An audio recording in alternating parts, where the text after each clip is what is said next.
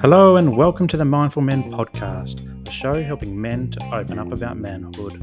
My name is Simon Rennie and my aim is to get men talking. From mental health to fatherhood and everything in between, Mindful Men creates a safe space for conversation. Now, before we get into this episode, I want to say a huge thank you for joining me. It means a world for you to join me and talk about men's issues. And if you love what you hear, please subscribe and share the episode with your mates. You can also join the conversation on Instagram and YouTube, and I'd love to connect with you there. But for now, sit back, relax, and let's get mindful.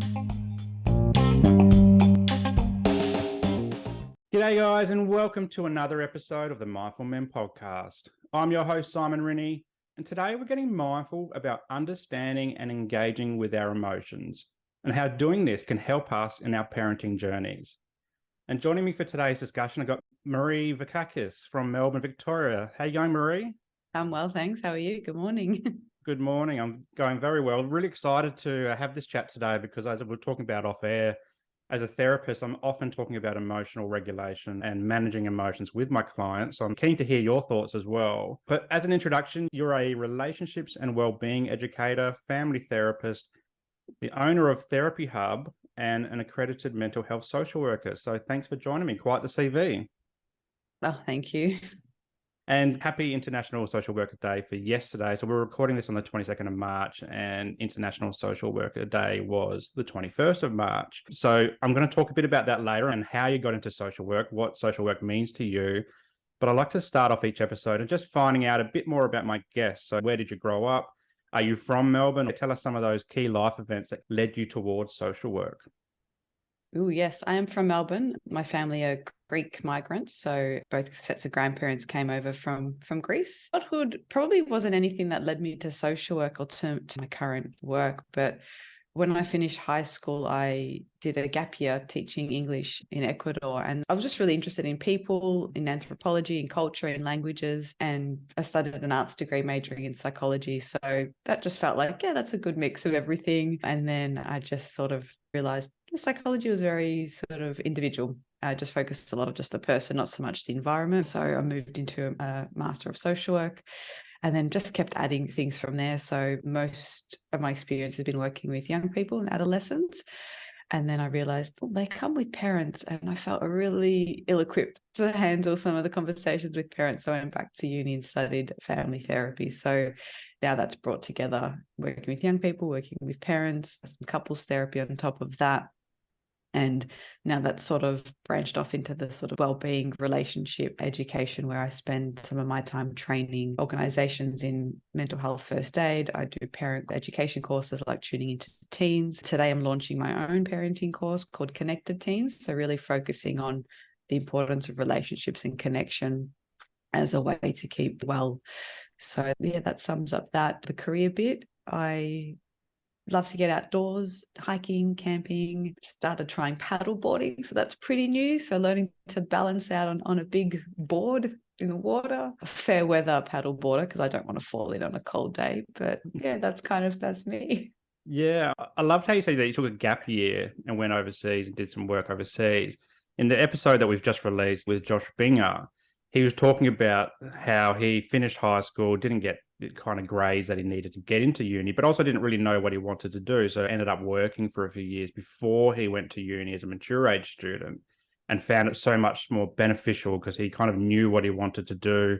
He was a bit more committed to study. How did that gap year shape your future learning pathways? And did it solidify anything in you, or to give you a fresh perspective of what you wanted to do when you were older? I had applied for uni and I deferred it. So for me, it was always going to go to uni. And I found I liked studying, and I found formal education not too difficult. So for me, it wasn't I don't know what to do. But the traveling really did give me, and if you think back, I'm in my mid-30s. So when I was traveling at 18, it was a lot scarier than now. It was like a Lonely Planet book, highlighting little bits to go to. There was dial-up internet that you had to use from an internet cafe. So for me, it really builds that capacity that I have a confidence in sort of, if I could navigate that, then there are other things I can do quite easily. So I think it really just built confidence and understanding of different cultures, a lot of empathy for international students or for foreigners who come here who don't speak a word of English. Like, I spoke no Spanish at all, and very few people there in that town spoke English. So it was a really big learning opportunity for character building, for understanding people, trying to communicate without words. So it was really amazing. I would love to do that again. It was really, really great kind of experience. Yeah, certainly that lived experience of life can help frame the way that we go about things like study, but then work as well, and then family life as we get older. What was the draw towards psychology? Was that something that you'd always wanted to do? I do talk to a lot of people in this kind of profession who have a bit of a mental health history or story that kind of led them to that work. Other people are just inquisitive. What was the draw towards psychology in the first instance? It was just a subject I did at high school. So I did a lot of health related subjects like health and human development, biology, psychology, and I didn't know what jobs you could do. So there was no sort of degree. There was nothing I knew of. Maybe I didn't have a meeting with a careers counselor. I didn't know what social work was. So I just looked for courses that had the subjects that I liked, and psychology was one of them. It had a lot of things around development, like the subjects were around like human development, brain development, sensory perception. Like, that sounded interesting. I did criminology, which sounded quite interesting as well. So yeah, it was just sort of following my interests and hoping that that would lead to something I could do that could lead to some sort of career. And then I started working as a personal carer while I was at uni, and then working more and more mostly with young adults who had more of that social support needs. So needed somebody to access the community. So sort of like what NDIS packages might offer now. There was different packages back then. And then I just sort of moved into more of the psychosocial rehabilitation side of things. So it was sort of just follow my nose and see what happens. Yeah, you mentioned that the psychology focus was to individualize, and you were looking for something a bit broader. And that's what I love about social work, is how broad it can go and how people are in different contexts and different environments. So talk us through the decision to go back and study a master's degree in social work. I didn't know what a mental health social worker was until probably when I applied. The social work degree, I was literally just looking at masters and reading the subjects and seeing what was interesting. And there was things in sort of community development I found interesting. I didn't know that OT also had a qualifying masters. That would have been maybe something I'd be interested in, or speech therapy. So I was really sort of open to anything. I guess when you're psychology undergrad, they don't tell you that you're not qualified to do anything. No job hired you for anything more than maybe an entry-level case manager. But there was very little career progression without a skill, without being a something. I looked at the Masters of Counselling and Psychotherapy. So I still wanted something general because I didn't know exactly what I wanted to do. And that degree just looked interesting. The placements, even though they're grueling when you're in them, I like the idea of being able to try different areas of social work. And then I did another year of research pathway just to kind of see, do I like research? It turns out not so much, but I did it anyway. So yeah, it was just to give me a broader range of skills and opportunity to see what I liked and what was interesting. Yeah. So what led you to the private practice? Because you're the director of Therapy Hub. What led you towards that and doing that kind of work in social work? Over time, I got jobs in sort of mental health case management and mental health rehabilitation, and then moved into counselling. So I worked in the education system as a wellbeing coordinator and school counsellor at various schools. And then it was just something I really enjoyed. I liked the counselling bit. So I started someone else's practice as a contractor, working part-time, while I also did some more office-based work and kind of training. And it just sort of evolved. It was something that I thought I really enjoy. Started working for myself. Then, I was renting a room by the hour. Then thought, I might get something a little bit more permanent. Found a bigger rental property. I was like, well, now I have all these rooms I've got to rent out. And it just sort of kept growing. And I realized as I started doing business development and business coaching and listening to podcasts around private practice, that I could create an environment that was not only really great to work for, so I would enjoy going to work, and hopefully the team members do, but we could create a specialty or a niche within the counselling space for the young folk that we work with. So we've got quite a quite a good reputation for working with young autistic adults or young people, ADHDers, a lot of queer community. We have a lot of trans and non-binary folks. So we're very inclusive. We have a lot of parents join sessions with under 18s. So I've been able to create, I guess, an environment where I can provide the kind of clinical work with those social work ideas in mind, and then build the model around that. So it just kind of kept happening. What was it like going into business? Because I've recently gone to business in August last year, and I'm still finding my feet, I feel. I'm getting some slow traction, but it was a big, scary thing to go from, I had a public service career, stable income, stable job, to I have to find all my own clients now and I have to market and I have to do all the admin. I have to do everything. What was that like for you in your experience?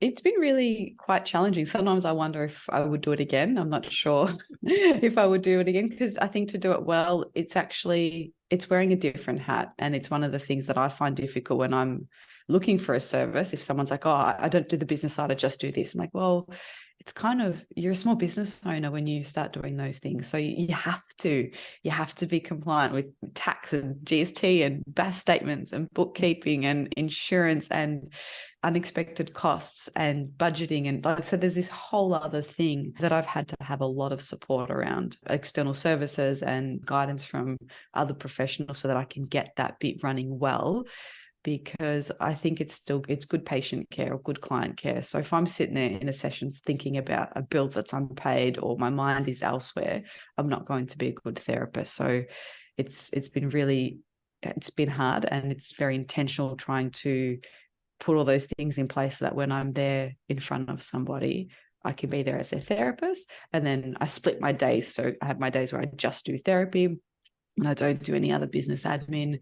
And then I have days where I just do business admin and I don't do therapy. So I can try and separate, and I do them from different locations so that my brain doesn't jump around between the two tasks. I used to try and do it all in one, and it was just too much. Yeah, definitely. I get distracted by the shiny lights and emails coming in or phone calls, and then all of a sudden my day's gone. So it is a challenge, as young people with businesses, as social workers, we want to be in doing everything, but sometimes we have to know our limits. And I like how you're looking outwards as well to help get that guidance. I've got a few coaches myself, and now I've even got a VA helping me with some admin stuff. And when we can start outsourcing, it just makes business and social work easier. I think that's my year, is outsourcing whatever I can so that I can just focus on the clients, because at the end of the day, that's why I'm here. So let's talk about emotions. Let's just squish them down and don't worry about Squish them down. Well, that's what so many men have been doing for so long. And that's what I talk about regularly, both with my clients, but on the social media stuff, on my own podcast episodes that I'm either a guest on, or the ones where I'm doing solo episodes. It's all around that suppression of emotions. And I grew up in the 80s, 90s, northern suburbs of Adelaide, working class, low socioeconomic, and the environment and that period of time was men don't cry, boys don't cry. Let's not talk about this stuff. Let's just suck it up and move on. So from your experience and perspective, why do we need to understand our emotions? And particularly for guys, older and younger, like, why is this an important thing as well? Yeah, that's a really big question. I think understanding emotions, they act like signposts to tell us what is important to us in our life. So, if you feel rejected about something, that might tell you that you tried really hard and you maybe weren't appreciated or acknowledged, or perhaps you had hopes and expectations that weren't met. So values sort of signpost what's important to us, and there's no bad emotion. Even anger, jealousy, envy, there's no bad emotion. There are, however, unhelpful behaviors or bad behaviors or inappropriate behaviors. So I think that's something we really want to separate. The idea that there's no bad feeling or emotion, but there are behaviors that are not okay and not acceptable. And the thing with, when I'd see men in counseling, I think one of the challenges is we can do a lot of work in the counseling space to start to understand emotions and explore it. But if their relationships outside of just that interaction with me aren't on that same journey or open to it, it can almost set people up to fail, because you could teach someone, yeah, it's really great to talk about emotions. And they get there, they're okay, amazing, I'm going to be vulnerable and authentic. And then they go home to a partner or to a boss and say, actually, that made me really uncomfortable when you said that. And their boss turns around saying, what the hell are you talking about? So sometimes it can be really hard, I think, for men in particular, if they're trying something new, that other people aren't kind of aware that they're trying something new or aren't on that same page, it can be a negative reinforcement. So they can think, well, I'm not going to try this again because look at the response I got. So I'm going to swish this down. The one time I tried to be vulnerable, it didn't work.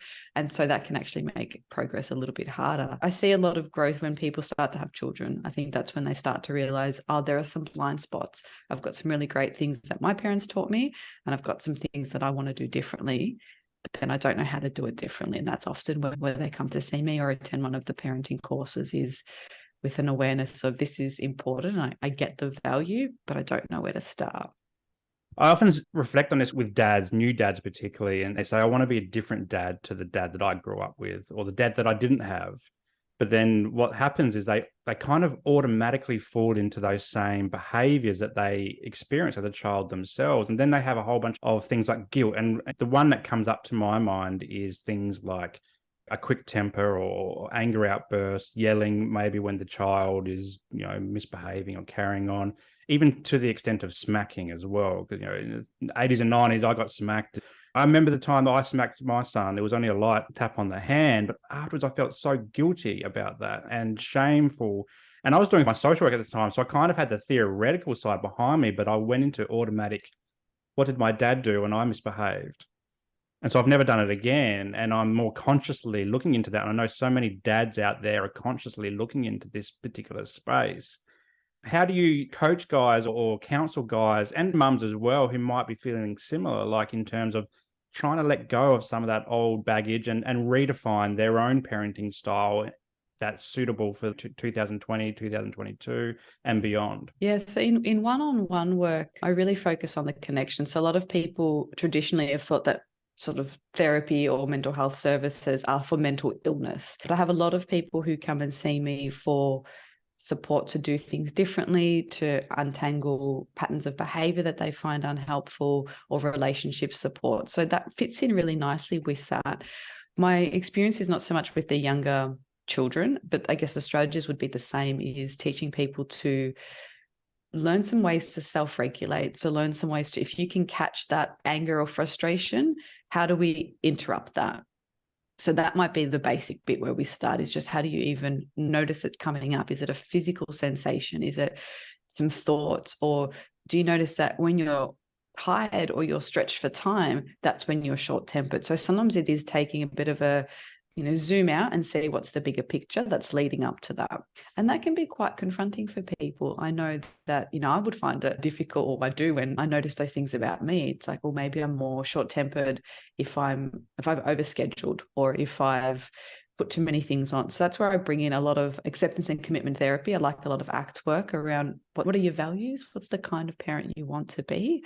And then how can you take some small steps each day for that? So yeah, you might not have time for a 30-minute relaxation meditation, but maybe you could sit in your car just for 1 minute before you get out, just to kind of take a few breaths, quick body scan. Am I angry? Am I frustrated? Am I kind of prickly? Because if you walk in the door and you're late, you're hungry, there was traffic, it might then be like a tornado that comes through the house. So it's just trying to find ways to slowly build skills throughout the day that get you a little bit closer towards that goal. And then I encourage people to learn more. I know some people think, I was parented this way, I turned out fine, I'll just keep doing it.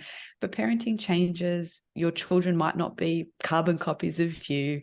There might be different expectations. So finding some resources that are helpful. There are some really great parenting books out there, podcast episodes, online courses. Like, you can digest things in whatever piece that you need, whether you like books, you like listening. So I think it's really helpful to sort of start to upskill and then think about those sorts of blind spots perhaps, and the tools that you might need. Yeah, I love how you brought up acceptance and commitment therapy, because that's the modality that I teach in my one-to-one sessions with guys. And we do values-based work, we do grounding techniques. And I often find like that being present is a real key here. And in terms of, the more present we are as dads and partners as well, this is not just exclusive to parenting, but also just relationships with our partners. The more present we are, then the more likely, or the more possible it is, or easier it is to identify when we're about to see red, for example. And that includes things like, I love that body scan just before you walk through the door, maybe sitting in the car. And actually, I talked to one of my clients about this very thing, about doing a body scan, maybe a 1 minute, 2 minute, 3 minute meditation, or just breath work before he then goes into the home environment after a long day on the tools, so that he can be more present. The phone's down, he's not thinking about work, and he's just in the moment.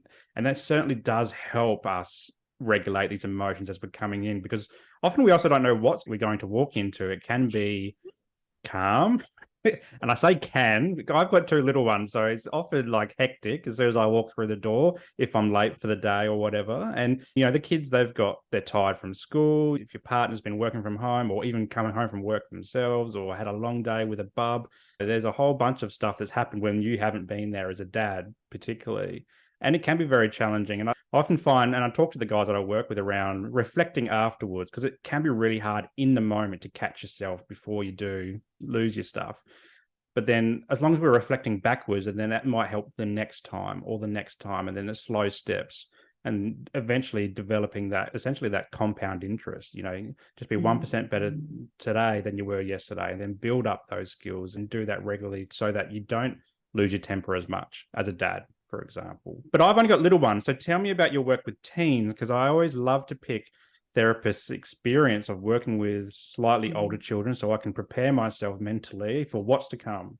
So how do we work with teens and manage emotions in teens, identify emotions in teens? What's some stuff that you encourage us to look out for?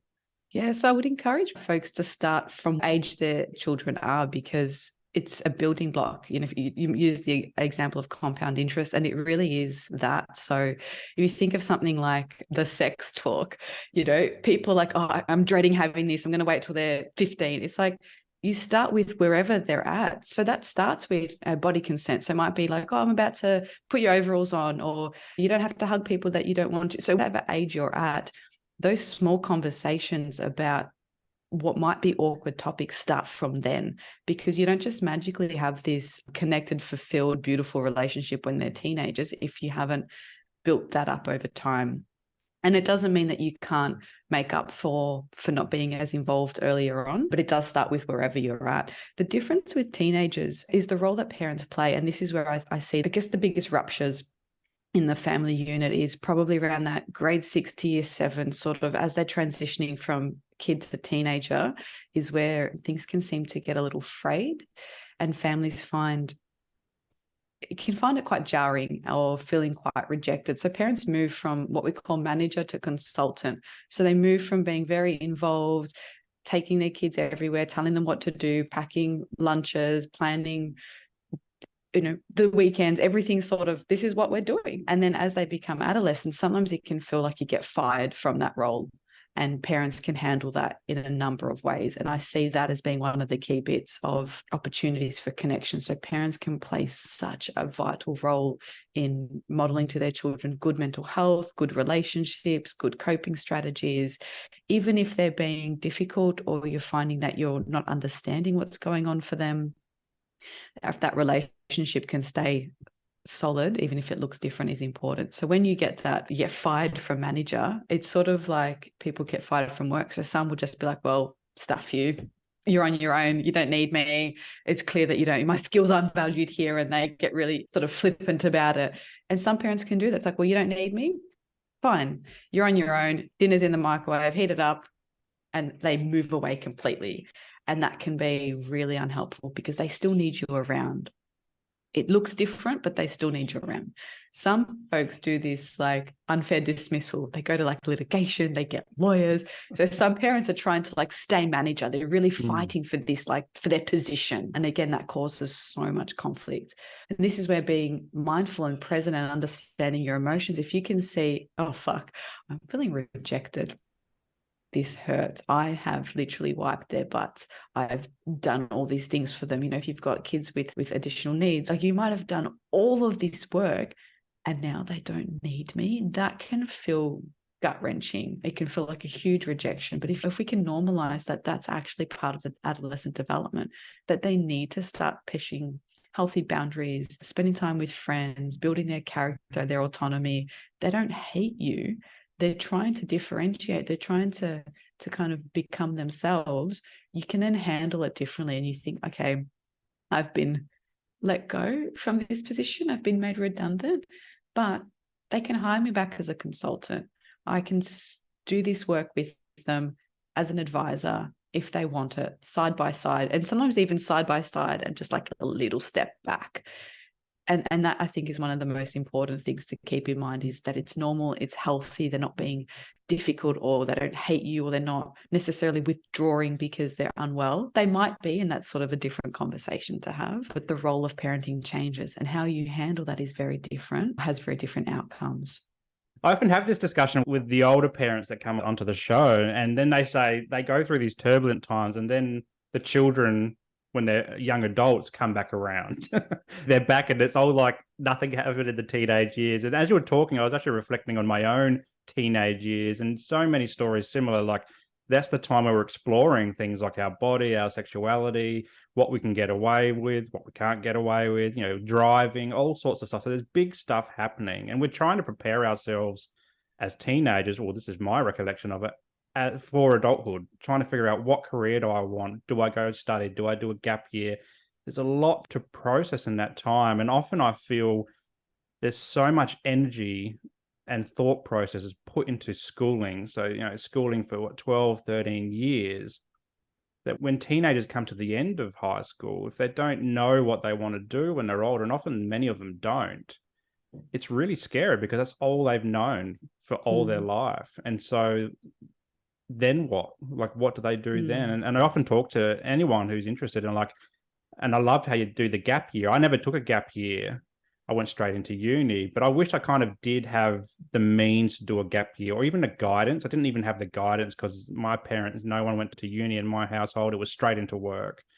And just to experience the real world, and just see that there is life after high school. And even you don't have to finish school. You can, leave early and get work. A lot of young tradies do that. They go through an apprenticeship. There's a big world out there that is different to school. So I'm interested, from your perspective, what's some of the common things that people are coming in with? What are they anxious about or emotional about? Is it school finishing? Is it uni? Is it careers? Is it climate change? I'm really interested to know if any of your clients talk about climate change. It's a real big issue, I think, for young people. Yeah, we do have a lot of young folk who have got climate anxiety. I think the biggest piece that I've noticed, and that's, once you become a family therapist, you can't not see the system, is the way that the people around them deal with, support, or don't talk about emotions. And one of the things that I see parents get stuck on is they try to fix it.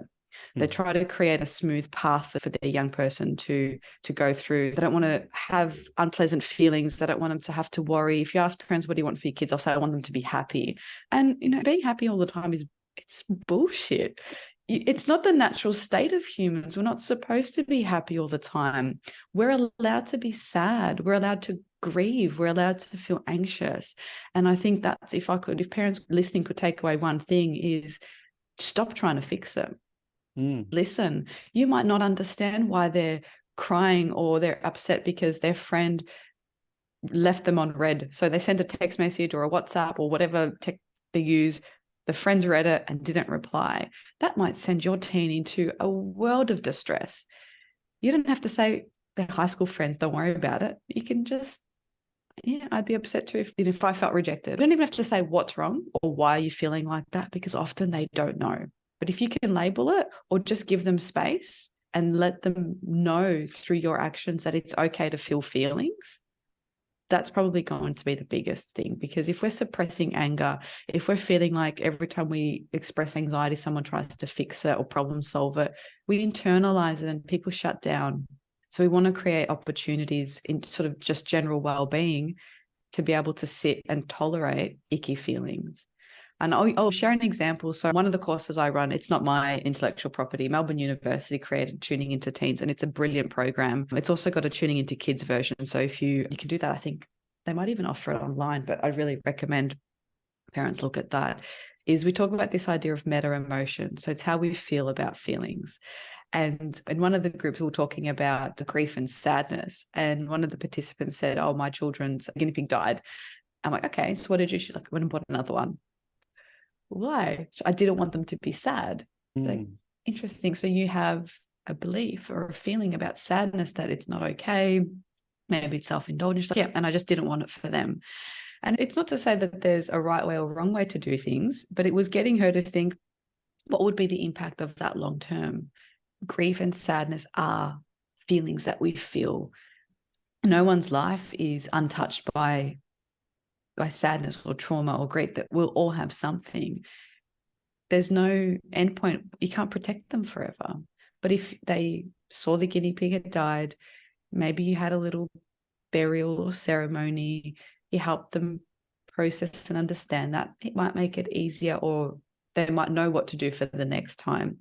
So it's thinking about opportunities to let teens, adolescents, even partners just be in their emotions and notice that, see it as an opportunity to connect, and the problem to fix or the thing to solve is, it's not up to you. I like that. As you were saying that, I was reflecting on this notion of good enough parenting. And as parents, we try to be as perfect as possible. We try to fix everything when it needs to be fixed. But then we kind of get ourselves in our own little bit of a rut, because when things aren't getting fixed or aren't getting better, we really put ourselves down as parents, saying, I'm not a good enough parent. I'm a terrible parent. I'm the worst person in the world. They don't love me.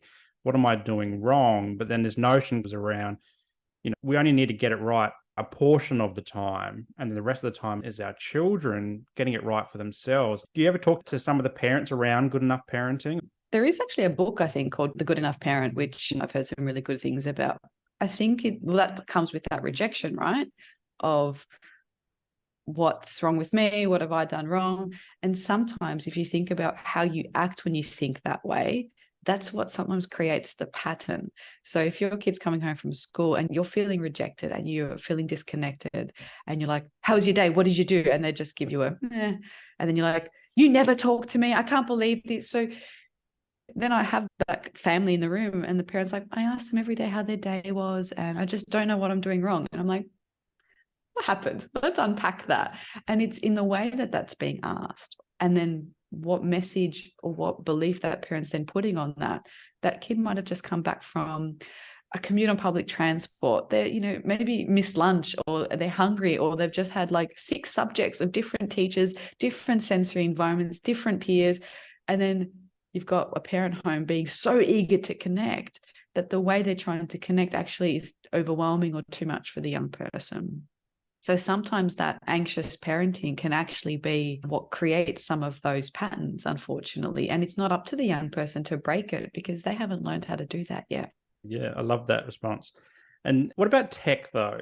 We're in the age of video games and connection through different social media, and even our use of technology can bring about certain emotions, whether we've lost a game on the PlayStation and we're blowing up or getting frustrated because we can't solve a problem, or, engaging with our friendship circles, but also maybe things like bullying through social media apps. Has that type of work come up for you, and how do you navigate that if it has? Look, the tools I think are still the same because you want to be meeting people where they're at. So if your young person plays football, great, go watch them play football. If they're into gaming, ask them questions about that. Don't put up that wall of, I don't understand it, or it's not my thing, because that's going to make them feel really unimportant.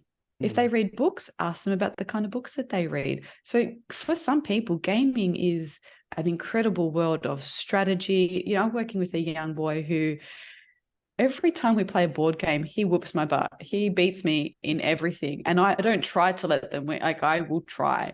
And he just picks up any new game after one go, then works out how to win it. Like, he's got this amazing brain for strategy, and that's come from his video gaming. And so, giving them a chance to talk about what they like, what they don't like, what's interesting about it. He talks about that he loves that he can let out anger in a healthy way. He's like, I get to blow stuff up. I know that's not okay. I can't blow stuff up in real life, but here I get to. So for him, it's created a rich fantasy world. And I think it's no different to reading books about, dragons. We know that that's not real. It's meeting them where they're at. And also you can set boundaries and limitations. So you can, just like if someone was reading books for 10 hours a day and you're like, you got some homework to do, you can set boundaries and limitations around tech. And the key thing here, which some people might not like, is you have to role model it too. So you can't say you're always on your device if you're always on your device. Yeah. And if you're like, oh, it's just a work call, or it's just a this, or I'm just whatever, modeling that behavior, you're modeling that the phone maybe is more important than your partner or your child, that, yeah, you're spending time together, you're in the same space, but your attention is not there. And probably that's one of the biggest grievances when I have couples in for couples therapy is one partner being on the phone, not engaging, not being present. So they're like, yeah, what do you mean I'm watching TV with you? But they've got one hand out scrolling or playing a mind-numbing game or just flipping through the news. So when you talk about gaming addiction, that's not my area of expertise, but if we can bring it back to those basic bits of connection and seeing opportunity to get to know what that person's into, and then using technology mindfully and having time away from it, I think those bits could be quite helpful in that conversation. Yeah, using technology mindfully. I grew up playing video games. I love video games, and I've experienced the highs and lows of video gaming. And if I'm starting to work with a young person and talking to their parent, they're like, oh, they play video games and I hate it. And particularly in the NDIS space or the disability space, where I see it as something that is skill building. It's something where they are strategizing. In some cases, they're socializing because they're actually engaged in online conversations with people that they can't do in real life. They can't just go down the park for whatever reason, whether it's sensory overload or maybe they just don't live near people that they can communicate with. The online gaming environment can be really helpful for that. But as you said, as long as you're doing it mindfully and within limitation, you don't want to be doing 10 to 12, 15 hours a day, because there is a world out there to live and different obligations too. Yeah, even if you meditated for 10 hours a day, if you were going on a silent meditation retreat, yeah, maybe that's great. So if you're training for a particular event in an online game, great. But if you're using it to numb, to reduce, to disconnect, even doing a 10-hour meditation, if you're like, oh, I'm doing this to avoid that stuff, that's unhelpful. So sometimes it's less about the activity and more about what function that activity serves. Absolutely. And so many parents I find come unstuck a little bit in this area because they didn't grow up with video games. They're a bit older and they're like, I can't get this. I don't understand this. But I love how you said it's meeting people where they're at, showing an interest in that. Why do you love this Minecraft? Show me how it works. Let me explore that with you. And that can also bring about new connections as well, particularly for maybe the dads who haven't been in the lives of their children growing up. Maybe they've come and gone and they're trying to reconnect. Video games is a great way to do that, or sport, arts and craft, whatever other hobby they've got as well. And sometimes it's asking them or being really clear about it. So some parents, they're like, just go out and play. You might have a 14-year-old who's like, play? What are you talking about? Play. So sometimes you need to do it with them. And I think that's really hard. Like, love for kids is time. Being around, being available, doing things together, that's how kids feel loved. So it might be, let's go shoot some hoops. Let's walk the dog together. Or being honest, I'm feeling really disconnected. I'd love to find something we can do that's just ours. Do you have some ideas? For some kids, it might be, I've got one family that we pose this as a question. They're like, yeah, bubble tea. So that's what they do. They go with that parent and they get bubble tea. Another person, we realized they commuted from quite far to get to the sessions. And I just had a theory. I was like, I'm going to test this out. I'm like, do you actually like the fact that to come to these sessions, you get quality time with your parents for the commute there and back? And he's like, yeah, it's the only time I get with them one-on-one. So I was the thing that brought them together, but what was actually most helpful is what they would talk about on the way to and from the sessions. If we didn't identify that, he would have just kept coming for therapy because he liked the fact that he got some quality time with his parents. So sometimes it's around doing things with them.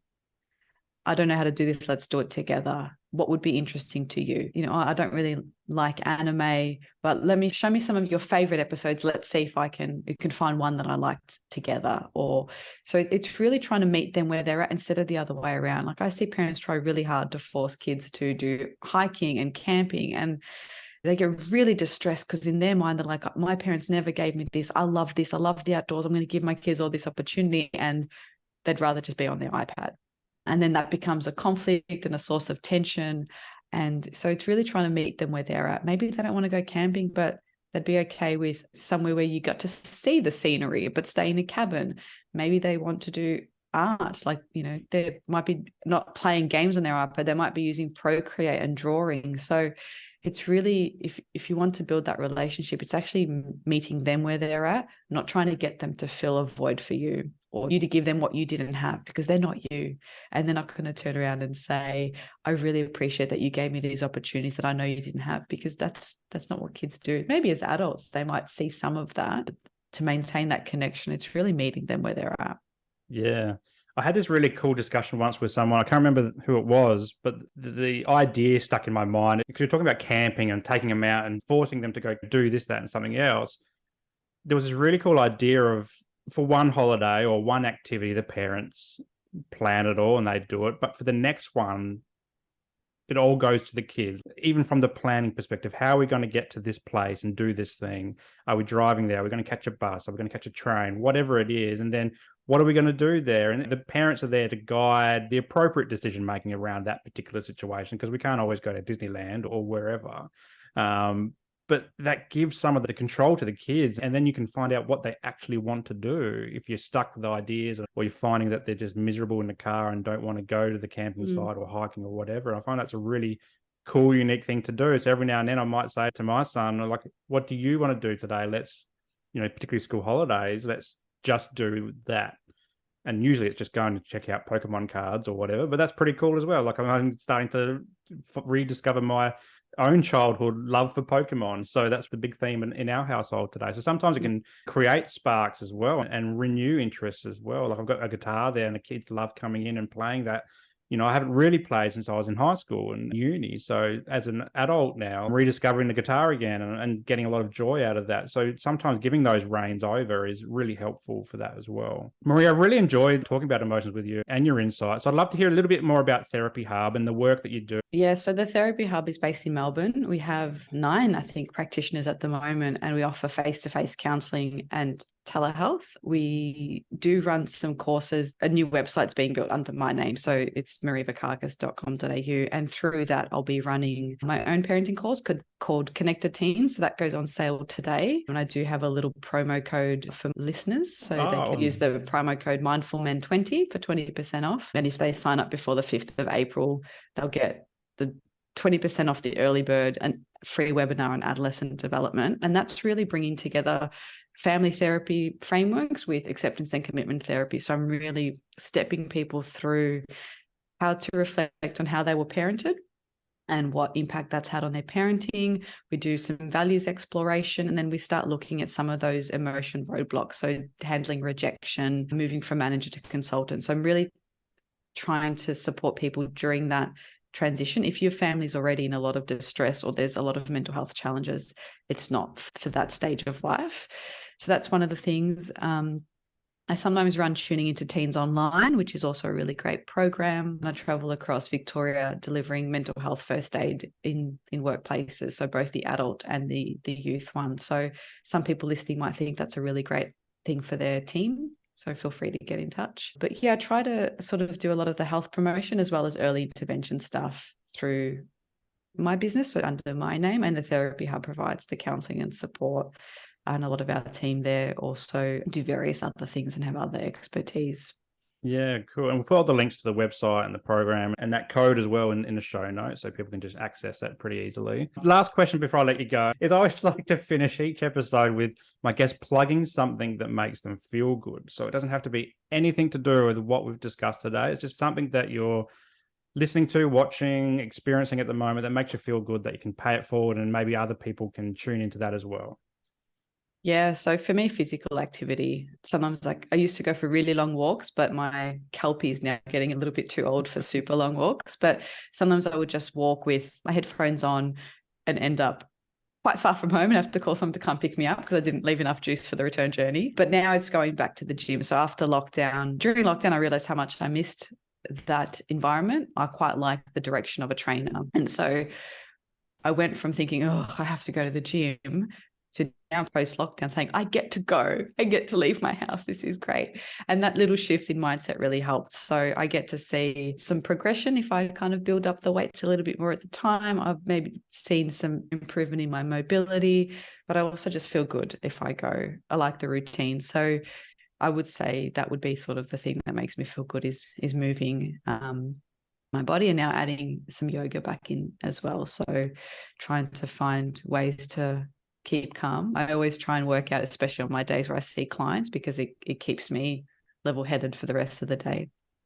Yeah, amazing. The power of exercise is so good. Like, even if it's just gentle walking, I do a lot of walk and talk therapy with the guys that I work with, or going to the gym and thrashing it out. Good to clear the mind and the body as well, and just keep things moving. So, Marie, thanks so much for sharing that, but also thanks for all your wisdom and expertise and sharing your story on the Mindful Men podcast. I've really enjoyed our chat today. My pleasure. It's been awesome chatting.